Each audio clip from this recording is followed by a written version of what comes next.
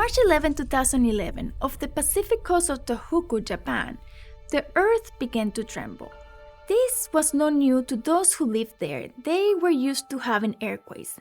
However, this time it was different. The earth shook with such force that it led to a tsunami and later to a nuclear disaster, and people had no choice but to run for their lives.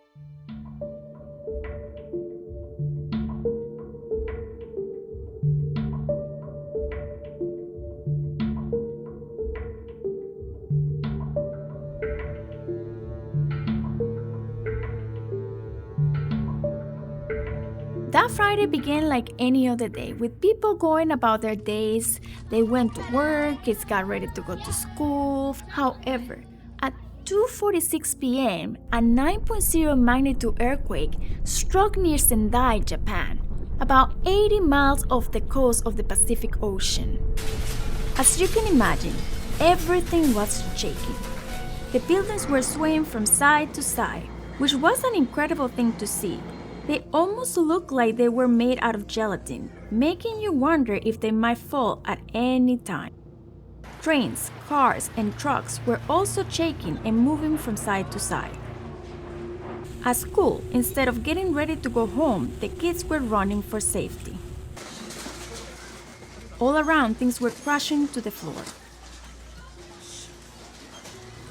Even outside, the ground cracked open in multiple places, and as the quake continued to shake, the cracks will just keep opening and closing over and over, making it feel as if it might completely collapse and sink.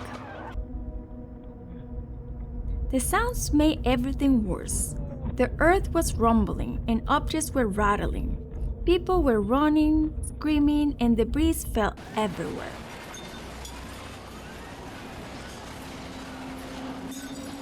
For almost 6 minutes, the earth wouldn't stop shaking, and all around there was confusion as people wondered what to do to stay safe. However, once the earth stopped shaking, many knew that after such a strong earthquake, a tsunami would follow, and the tsunami warnings confirmed their worst fears. There was no time to even assess the damage from the earthquake, only to run to higher grounds for safety. The force of the earthquake was so strong that it created a massive tsunami wave that traveled at approximately 435 miles per hour and reached the coast of Japan about 30 minutes after the earthquake. In some places, the waves were as high as 133 feet and reached 6 miles inland. As the wave of the tsunami hit the coast of Japan, it took with it houses, boats, cars, trucks, entire villages, along with people with the force of the water, crushing everything on its path and leaving absolutely destruction behind.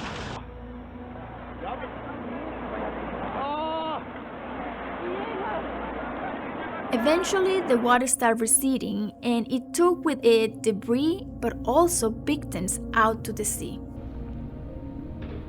The tsunami waves were so powerful that they eventually reached Hawaii, California, Oregon, and even Antarctica.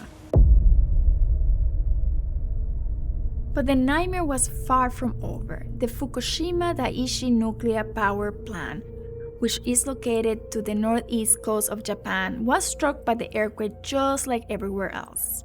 The initial safety systems kick in as designed, and the reactors automatically shut down, while emergency generators power up to keep the cooling system running and to prevent the nuclear fuel rods from melting. So everything seems to be under control.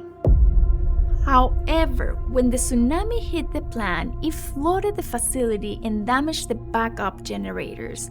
As a result, the core of Unit 1, 2, and 3 melted down, and to make things even worse, there were several hydrogen explosions releasing nuclear materials into the surrounding areas.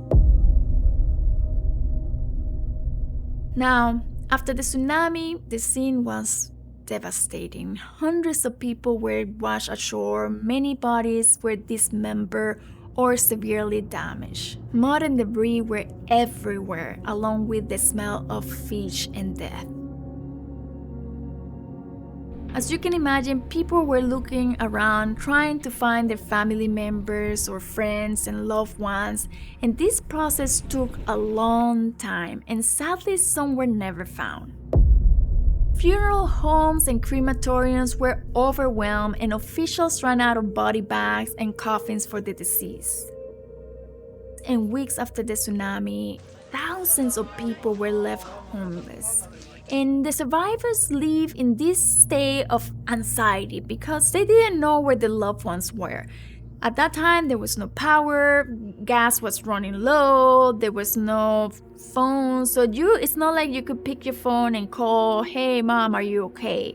They were just trying to find out where their loved ones were. Eventually, some people were relieved to be reunited with their family members, while others were given the horrible news that they have lost their loved ones.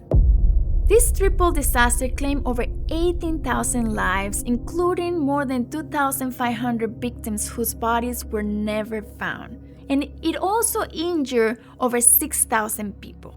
This disaster is estimated to have cost around $290 billion in damages, making it the world's most expensive disaster. Now, the Fukushima nuclear disaster led to the evacuation of thousands from their home and businesses, and as of today, many have not been able to return home. Since then, efforts to decommission the damaged reactor building have been ongoing, but it is believed that it will take somewhere between 30 to 40 years to be able to do so.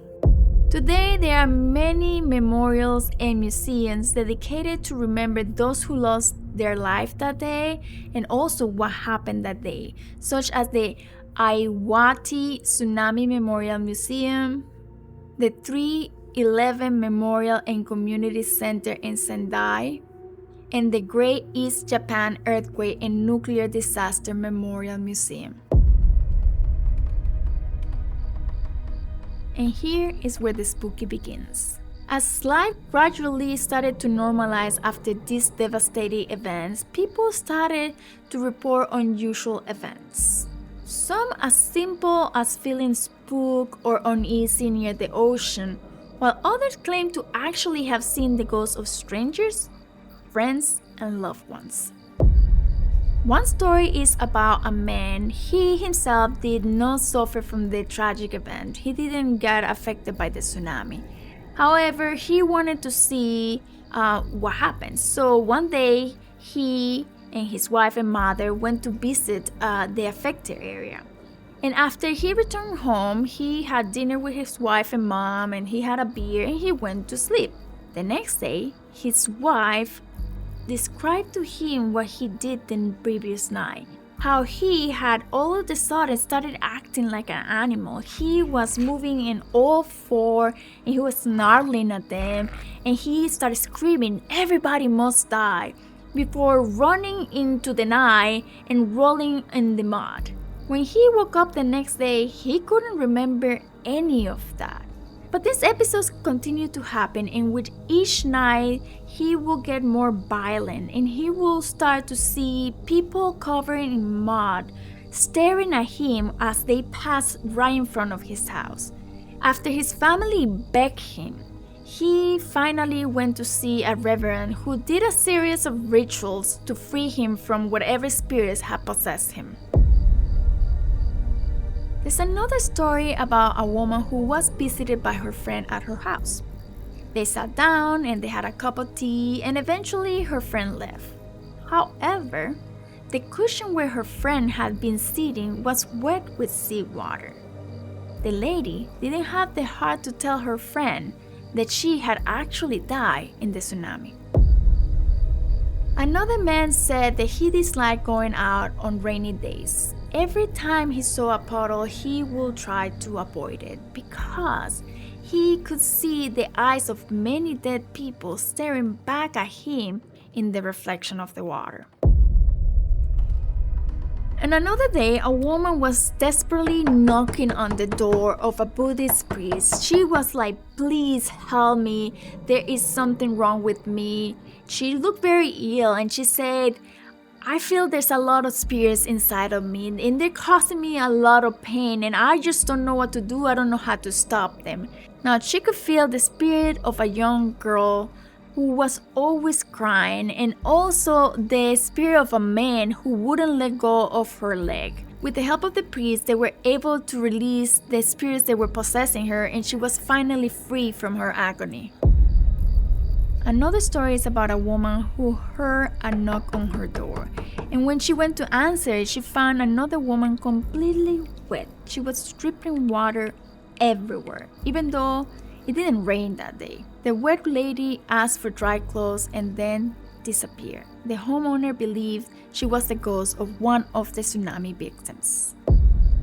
At the fire station, multiple calls were received from areas where houses had been completely destroyed by the tsunami, and the firefighters responded to the calls. However, once they arrived to the location from which the calls were made, there was no one there, and eventually the calls stopped. Meanwhile, a mother who lost her 3-year-old son during the tsunami, she will continue as if he was still there. She will ask him to join them for dinner, and sometimes her son's toys will turn on as if someone invisible were playing with them, or as if her son was trying to let her know he was there. As the months and years went by, many taxi drivers experienced weird things too. They will pick up passengers that will ask to be taken to locations that no longer exist. And once the taxi driver took them to the place, the driver will turn around just to find the seat completely empty. One of them even said that a woman asked to be taken to an area that had been completely destroyed by the tsunami. And when the driver asked her if she was sure, she replied, "Have I died?" And then she disappeared. Some drivers also claim to have seen the ghosts of people without a head or people missing limbs. So what do you think? Do people see these ghosts as a way to cope with their loss and trauma? Or are they ghosts still here, unaware that they have died and walking among us?